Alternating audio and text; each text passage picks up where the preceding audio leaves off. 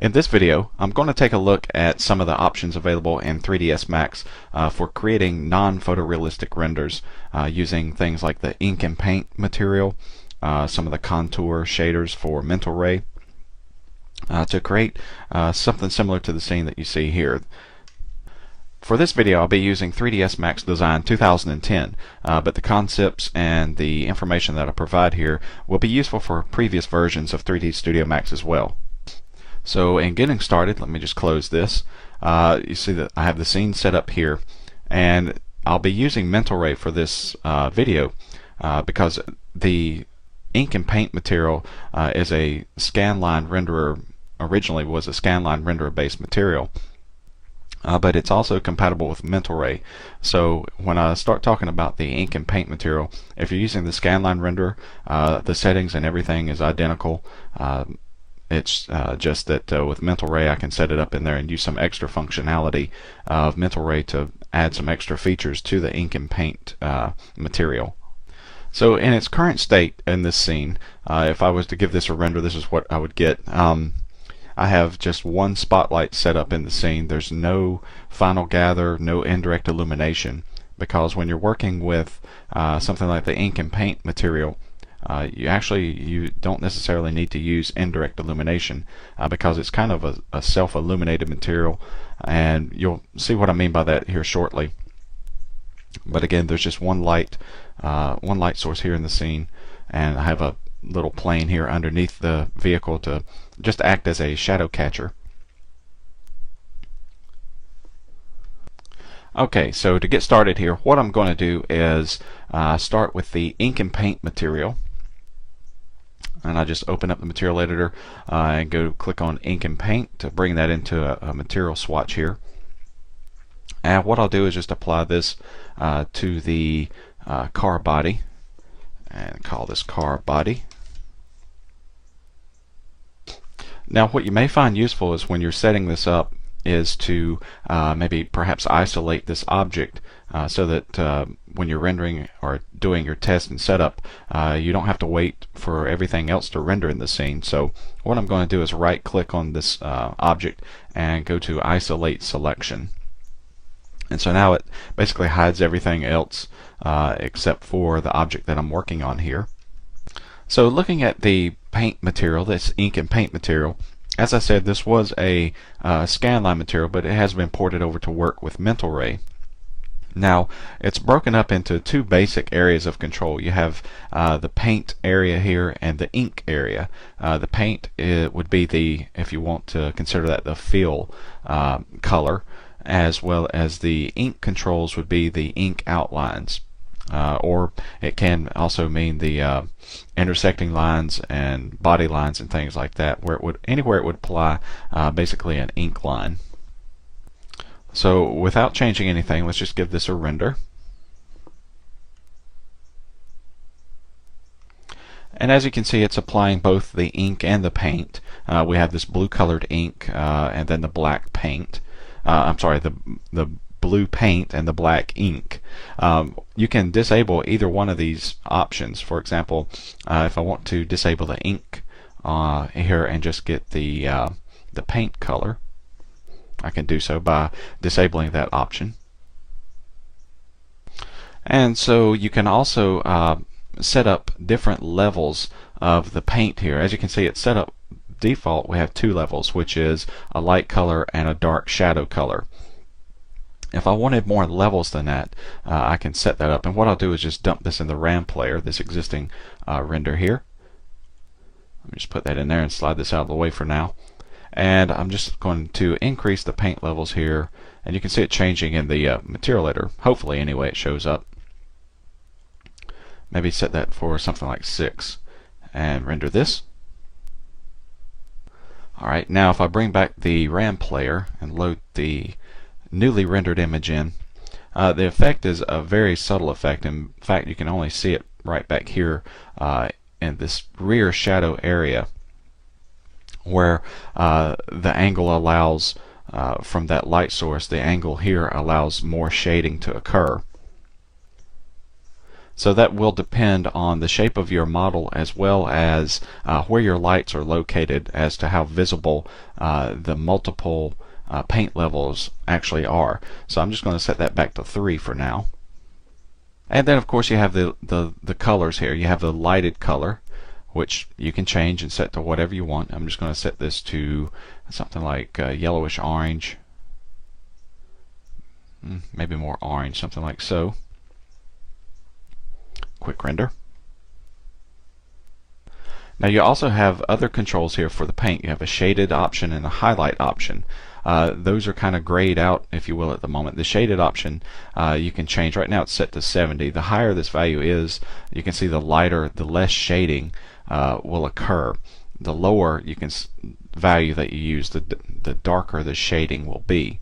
So for example, if I just leave that at let's say 5, and let me put this into RAM player,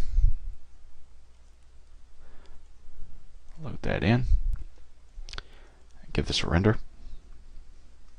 As you can see, it's a lot more contrast that you get out of a lower shaded value. So you can see the difference there. And now in addition to that, you could also set up a color if you wanted a specific color to be shaded to. Just by enabling or disabling that checkbox here, you can see it switch from a percentage or an amount back to this color swatch.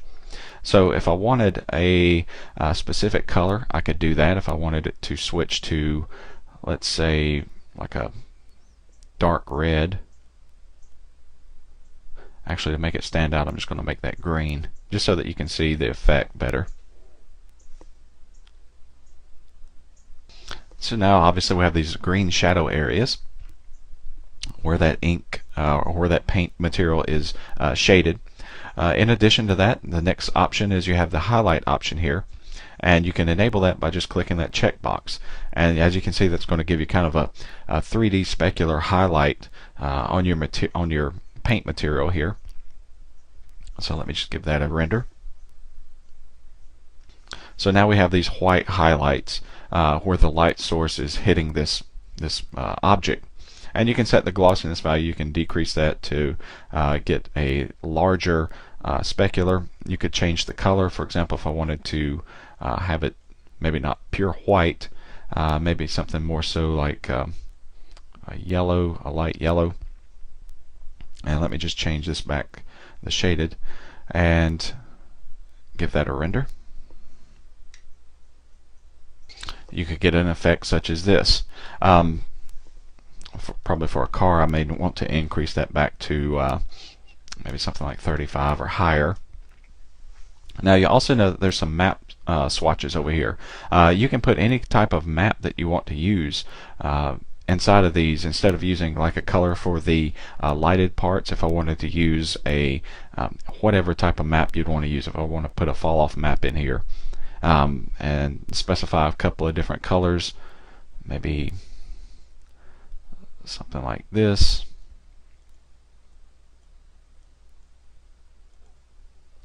You could do that. So you can see how you can vary the effects that you get here by applying different maps to these options as well. So really the amount of customization here is pretty much endless, because you can just apply all types of maps here. You could apply sub maps to do all kinds of different effects. So you feel free to jump in there and experiment with some of these different values. Use some of the different shaders that you have access to come up with different looks. For example, you could come in and if that was too smooth, I could maybe add some points to the curve here on this fall off. Maybe tighten that up a little bit. Render that. And you can get, like I said, just an endless amount of effects here with this, as you can see. So let me just go back and cut that out. So what I'm going to do is just switch this to the same color as the lighted section, and maybe just lighten that up a little bit, like so. And I will call this section complete for this. Let me just give this a quick render to make sure that I have the look that I'm wanting here. That looks fine.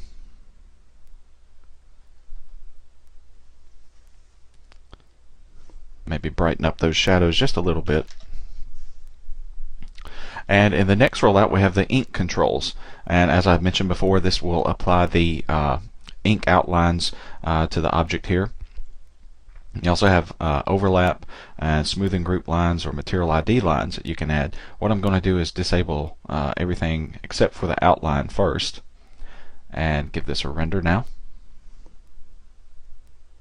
So that, as you can see, that applies this outline to the object here. Now of course you can set whatever color you wanted this to be. Again, you have a map if you wanted to put a map in here for that.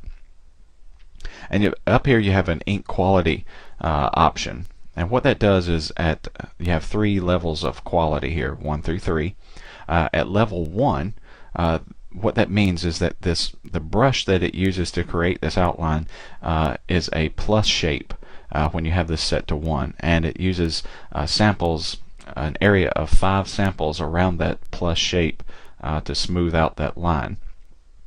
When you set this to 2, the brush becomes an octagon shape, and the samples are taken over an area between 9 and 15 pixels. When you set this to 3, the brush that it uses to create this is a circular brush, and the samples range about 30 pixels around that area. So as you can imagine, the more pixels that it samples, the longer it'll take to render. But if you run into artifacts, you may want to increase this to smooth out some of the artifacts. I'm not sure if I have many problems with this. I'll put this in the RAM player and do a comparison render to see if there's a difference here. And render this again. Alright, let me just put this, bring the RAM player back in and load this image in. There's a subtle effect improvement here, and actually it created a couple of artifacts by increasing it, but it also cleared up some of the problems back here in the back. You can see you get a little more detail, and this area it actually inked that a little bit thicker by using the level 3 versus the level 1 brush. So you may want to do some experimenting with that, because it's basically on a per model basis as to what you have to adjust that to. So for this model, I'm just going to set that back to 1, and the benefit of that is of course I get a little bit of a faster render time when you use a lower ink quality value. Now I also have an option here to vary the width of this ink line. So if I enable that, you notice that this max option becomes enabled. So for example, this is set up for pixels, by the way, so it's looking at a minimum of 2 pixels right now. So if I could set that down to 1.5 pixels, and maybe I'll just leave that at 4, and render this, what it's going to do is vary between 1.5 pixels in width and 4 pixels in width. And maybe I want to change this color to white just to make this a little more visible.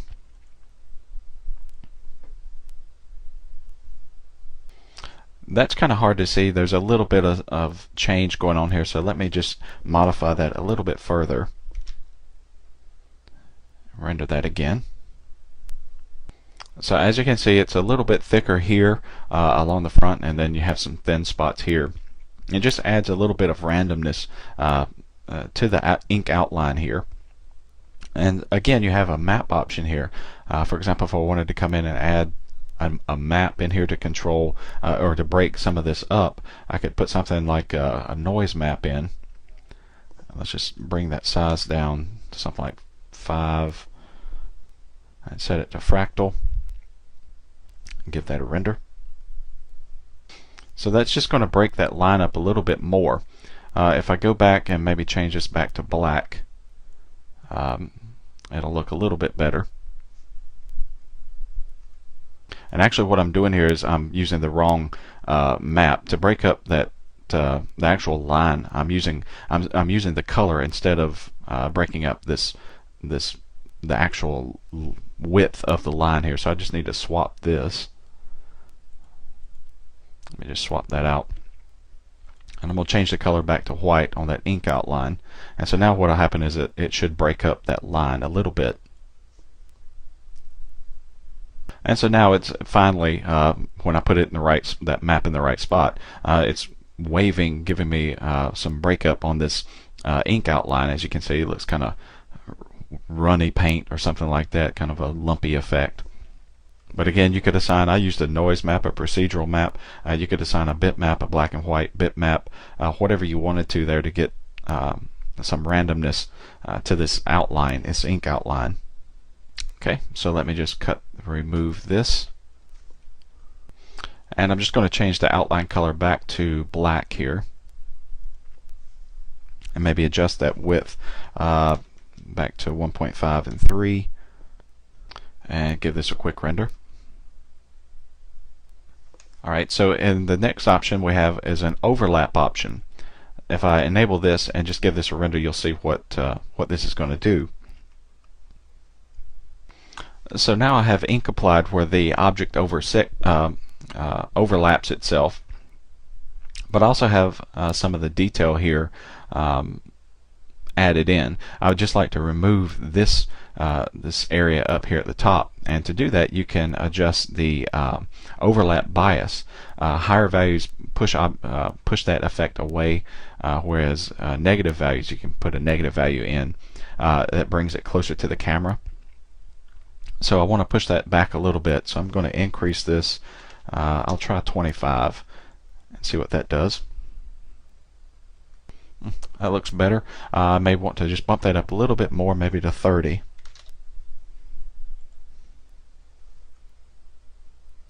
And that looks okay. And again, as with the outline, you can assign a different color here or a map if you wanted a different color map in here. For example, if I wanted something like that, I just change the color map. So this makes it a little easier to see what that overlap is doing. As you can see, where the object does not overlap itself, you get this black ink outline, versus where it does overlap, it turns to yellow. And you can see it again here. So you probably want to keep those similar to your ink outline, or maybe just a little bit brighter. So I'm just going to set that to black and then increase it to just a little bit brighter than black. Also, a quick note, up here at the top you have a basic material extension. As you can see, it's rendering this as a two-sided material. If I didn't want that, I could disable this two-sided because this is enabled by default. So if I give this a render, you'll see that it won't render the objects that are on the back side of this mesh.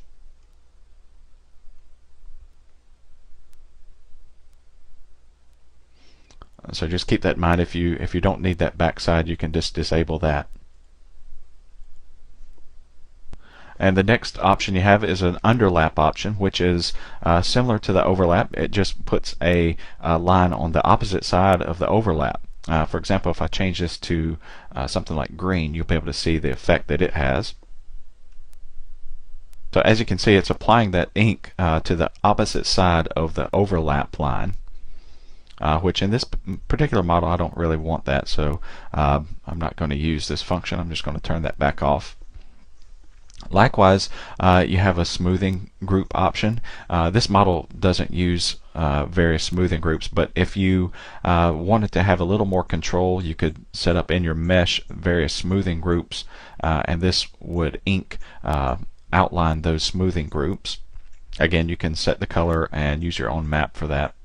Likewise with material IDs, if this mesh had multiple material IDs, which it doesn't, this could ink between those material IDs.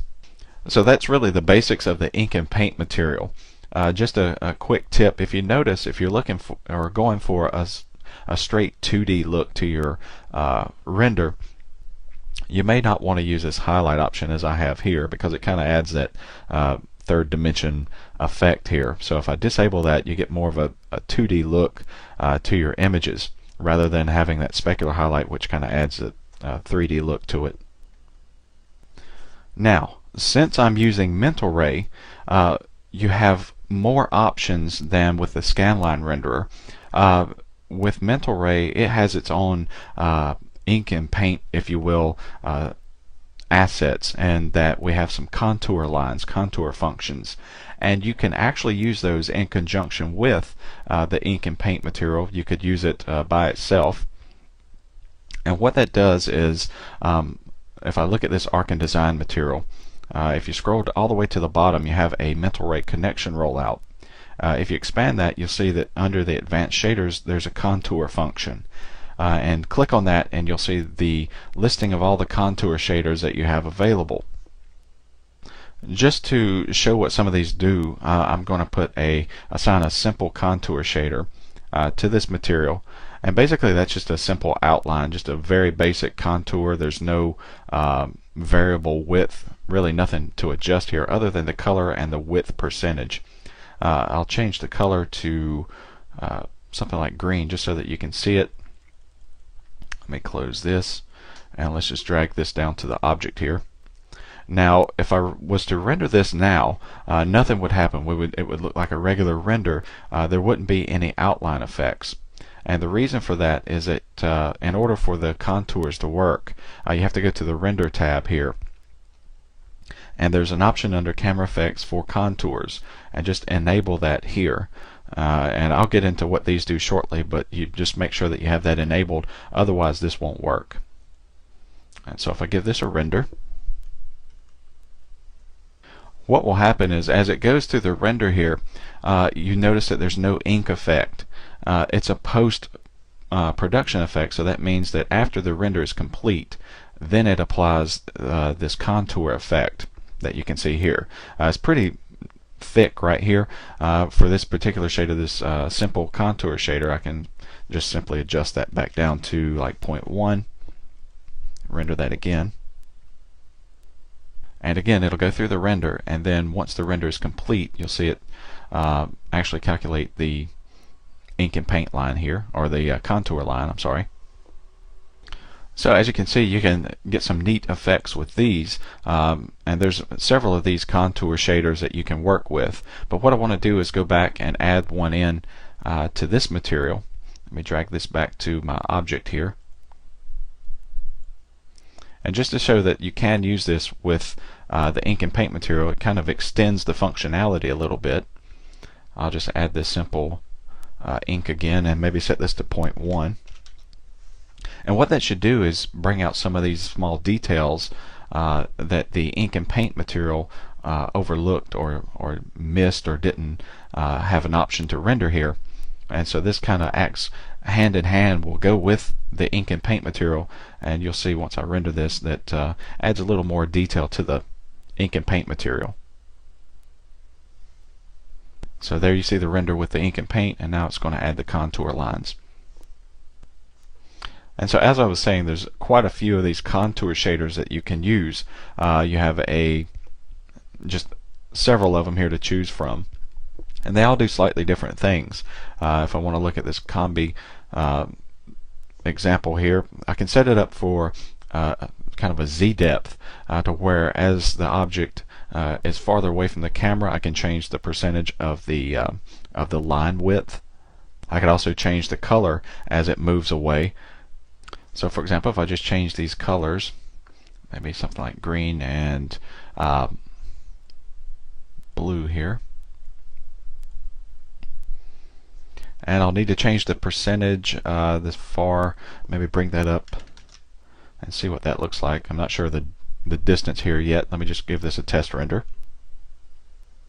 So I had to modify the settings a little bit, but as you can see, it now fades from this green color and a thin line with this low percentage to a thicker outline and that blue color at distance. So up next, if I wanted to change this to something like the curvature shader, where it will change the width based on the curvature of the model. So what I could do is, that's going to be too thick, I'm sure. Maybe bump this down to 0.75, and let's just change the color here. Let's see what that does. So as you can see on the curvature, that kind of gets thinner. It changes the width based on the curvature of the model. So I probably want to lower that down to maybe something like 0.2, just because it's so thick right now. And also, if you notice, it's covering up some of the ink and paint outlines. So if you wanted to mix and match, that's fine, but you could also go back and just use these contour shaders in lieu of using the ink options here. So if I wanted to disable that and make sure I change this color to black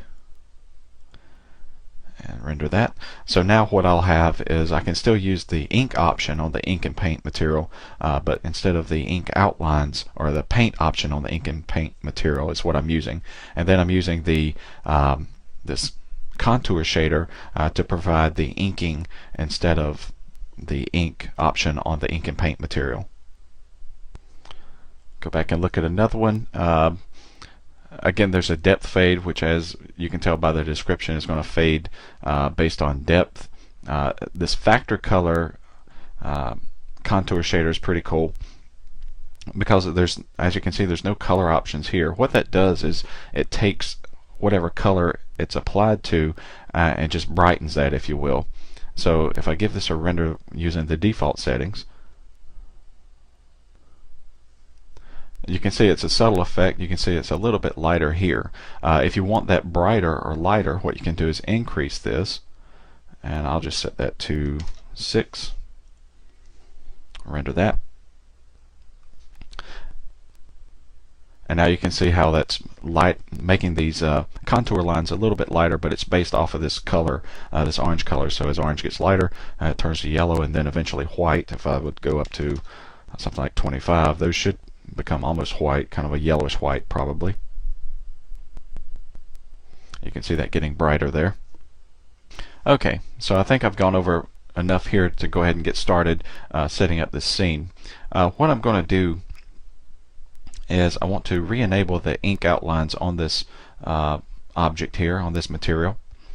Just because I kind of like that variable width option here, I'm going to use the ink on the ink and paint material as the kind of the thick outline, and then maybe for the contour shader, I think I'll just use the simple contour and make this maybe 0.15. And what that's going to do is I'll use this to bring out some of the small details. Let me render that. Okay, and so what I'll do now is just exit isolation mode to bring back all of the other objects in the scene, and just quickly go through and add some materials to this object. So for the glass, I found it probably the easiest thing is just to apply a regular glass material, and what I'll do is use the Arc and Design material. I'm going to use a glass thin geometry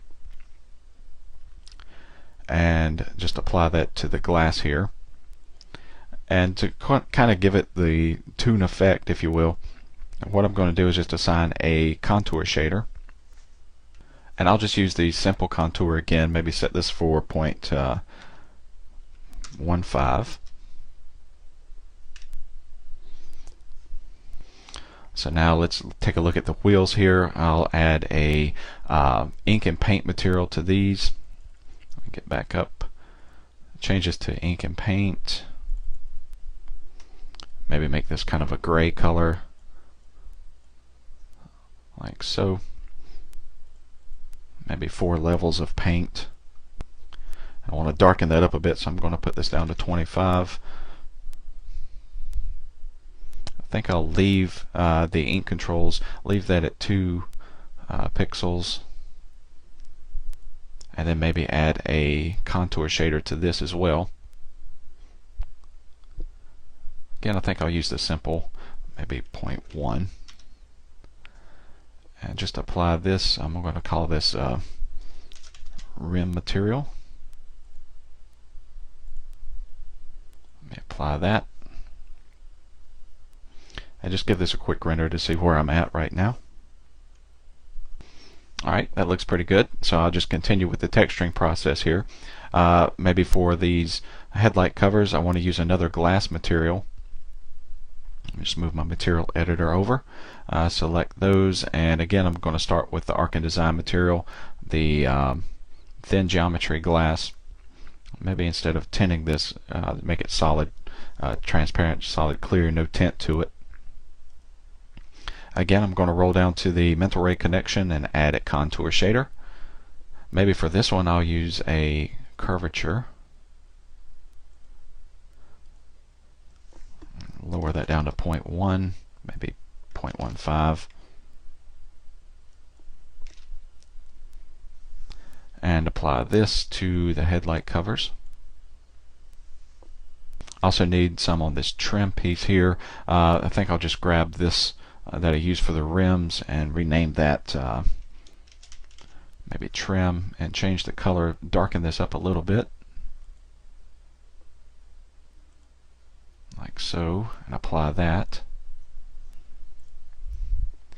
Maybe for some of this other trim, I want that a little bit darker. Call that grill trim, darken that up a little bit more. Maybe add a little bit of highlight to this one. Lower the glossiness value down. Something like so. And again, since the render times only take about 20 or 30 seconds, I'll just give this another quick render. Okay, that's looking pretty good. One thing that I notice is that I have a problem here, and that would be on this material, which is this one, for the trim pieces, and it looks like an overlap issue that we fixed on this paint earlier. So what I'm going to do is, I'm not really concerned about having overlap there. I'm just going to disable the overlap rather than adjust that out. And it looks like the same thing for this particular trim piece down at the bottom, which I believe is this lighter color here. Let me close that. That's the same one.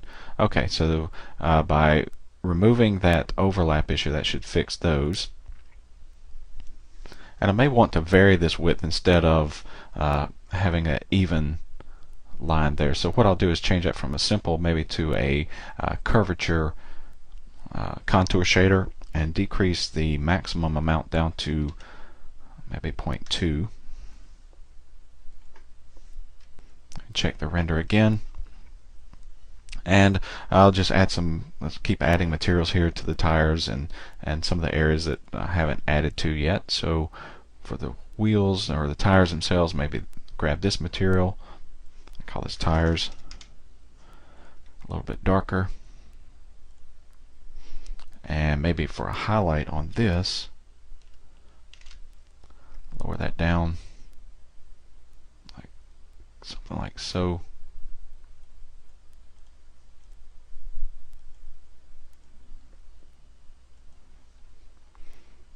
I'll leave the contour enabled on this one, just the basic contour, simple contour. Let's see, I think these trim pieces here need, let's grab this one, make this a little bit lighter.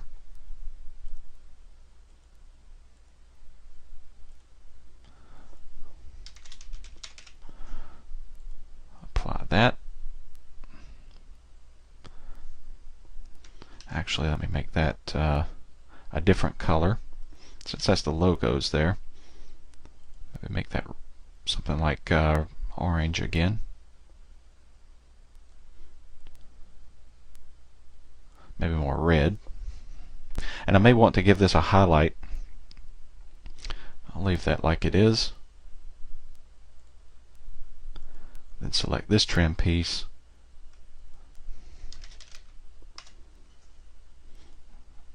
Make this a lighter gray.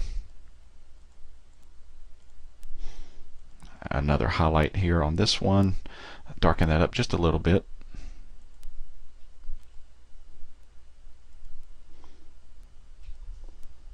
Maybe apply that same material to the door handles. And I may want to apply that to some of the objects here, such as the lug nuts. I'm just going to move to a perspective view.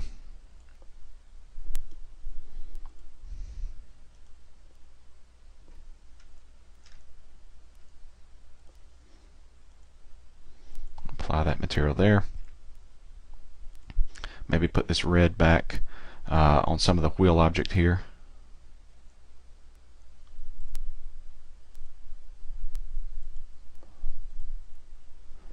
Such as that text that's on the wheel there.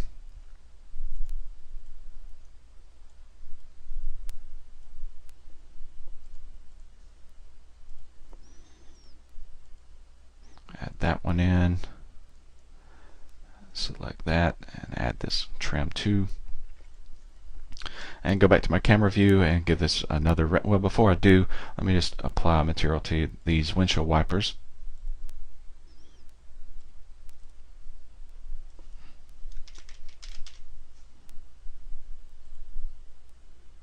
Make these darker.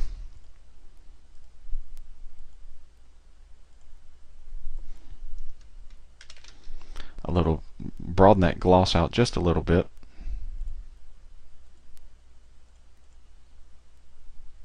And apply that. And now render this and see where I'm at.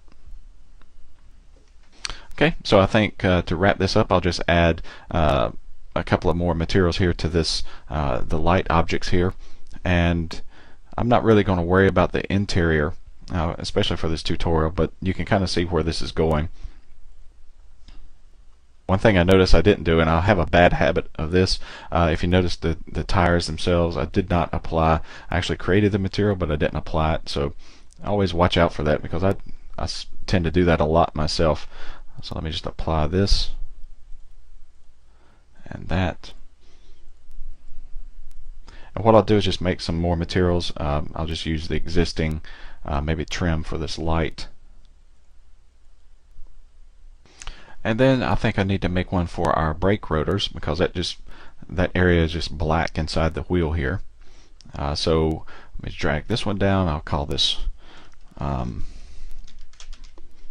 brakes. And let me change the color on this to something kind of a tan color.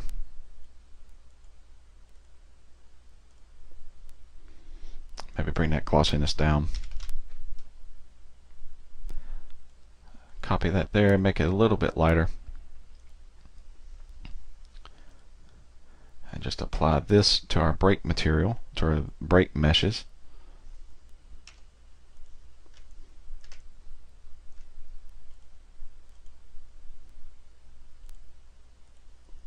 Go back to the camera view, and I think I will just increase the render size a little bit here and for the final render. And also I'm going to switch to a sharper filter, such as the Lanco's filter.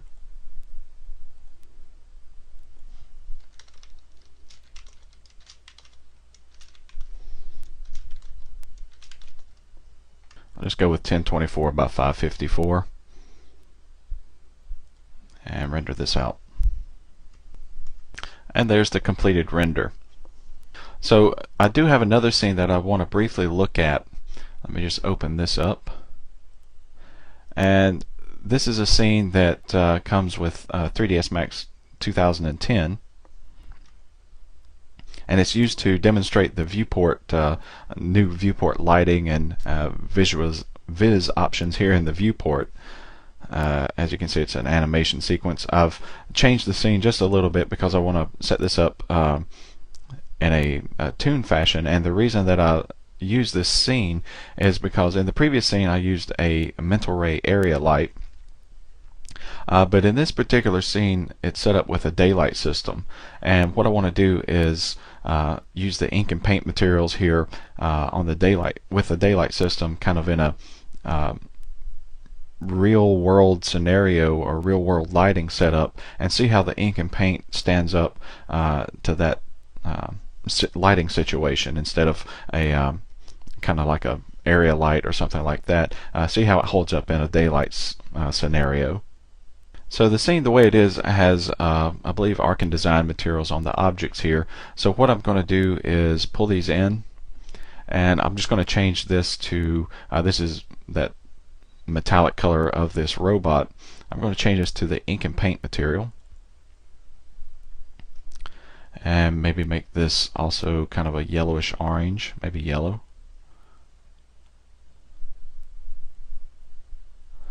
like so. give it a couple of levels here. Maybe decrease the increase the contrast here by decreasing that shaded amount. And in this particular scene, it is set up to use indirect illumination using Final Gather. So I'll just give that one bounce and just render this and see what happens. So as you can see, you may not get the result that you're looking for. If you just apply that ink and paint material to an object, you would expect it to be yellow. The reason that this happens is that I'm trying to use a non-physically correct material in a, if you will, physically correct environment. With the exposure controls that I'm using, this material does not have a normal surface shader, if you will, kind of like these other objects in the scene that are using the Arc and Design material pick up the light correctly. This doesn't have a normal shading surface. So a couple of things that you can do. One, on some of these shaders you have an option to boost the intensity. So if you wanted to, you could come in and put a color map here, something like an output map maybe, and boost the intensity of the color. Another and probably easier way to get this to work is to go into your, if you're using the photographic exposure control like I am here, go into the physical scale settings and change to unitless and increase this to something like 80,000. And what that's going to do is make this bright enough to where it's displayed in the render here with this daylight system. So I just close that and give it another render. So now, as you can see, you get the result that you're expecting, and that you have this yellow color, and everything will work out fine. Now if I go in and start populating this scene with some of these ink and paint materials, what I'll do is pause the video and go ahead and do that and give this a render. And so there's the completed render, and by just making that one change to the exposure control, again I switched it to unitless and set it for 80,000, I was able to get the intensity or the brightness level of the ink and paint material up to where I could use it in this daylight system environment. So if you wanted to use the daylight system with it, make sure that, and the exposure control, the photographic exposure control, make sure you go in and modify that unitless setting, because it can save you some time over going through and adding output maps and boosting the energy of all of these different ink and paint materials that you may need to use in a scene. Now, in addition to the ink and paint material and the contour shaders that I showed you, you can expand your arsenal a little bit farther by using custom shaders when you're using Mental Ray. Recently, some of the guys over at the German Mental Ray forum have converted the XSI Toon shaders over, and you can use those inside of Mental Ray here. And you can go to the German Mental Ray forum to find that. But what I have here is, if I go to Mental Ray material, let me just grab that. And in the surface slot, I could use this XSI paint shader.